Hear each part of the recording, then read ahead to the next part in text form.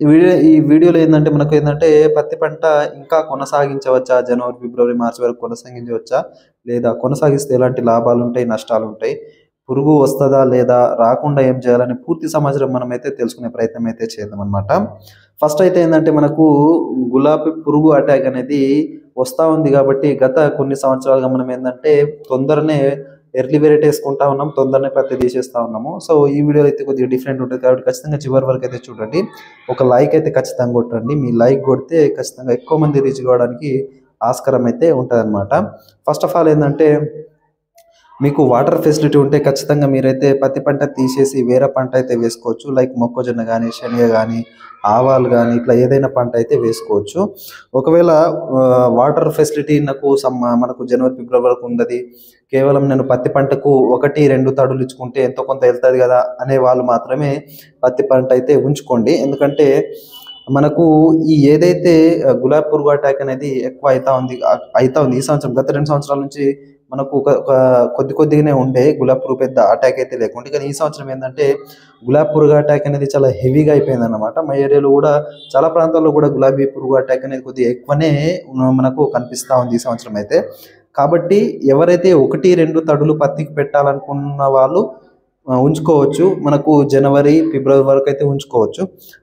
ఆ పైనైతే కొనసాగిస్తే గూడా ఏందంటే గులాబీ పురుగు అది ఉధృతి అనేది నెక్స్ట్ ఇయర్ ఎక్కువగా అయిపోతది కాబట్టి అట్లయితే ప్లాన్ చేసుకోండి. మంచి వాటర్ ఫెసిలిటీ ఉంది అనుకుంటే ఖచ్చితంగా మీరు తీసేసి వేరే పంట అయితే వేసుకోవచ్చనమాట.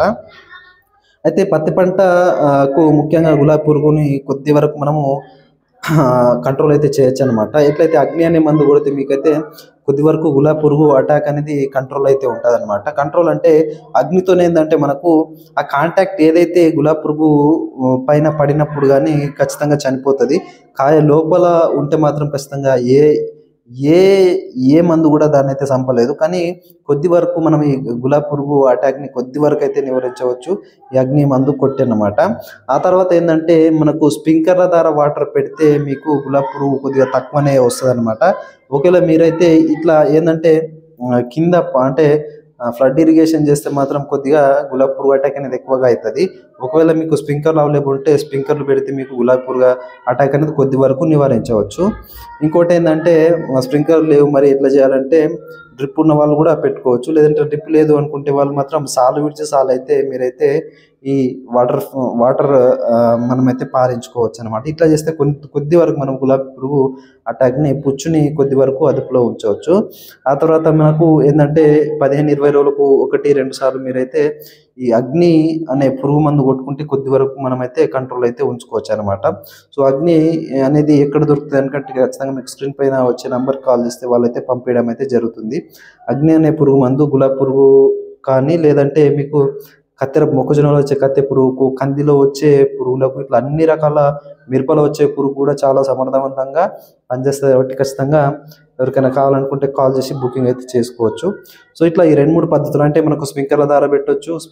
వాటర్ లేదంటే ఫ్లడ్ ఇరిగేషన్ చేస్తే సాలు విడిచి సాలు అంటే ఒక సాలు పెడితే ఒకసారి వదలాలి.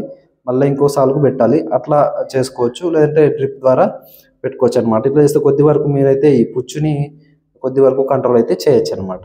సో, కొనసాగించాలి అనుకుంటే వాళ్ళు ఈ ఈ కొన్ని ఒక మెథడ్స్ ఫాలో అయితే బావుంటది. సో, ఈ వీడియో నచ్చితే ఖచ్చితంగా లైక్ చేయండి. మన ఛానెల్‌ని ఇంకా సబ్స్క్రైబ్ ఉంటే ఇప్పుడే సబ్స్క్రైబ్ చేసుకోండి. Thank you.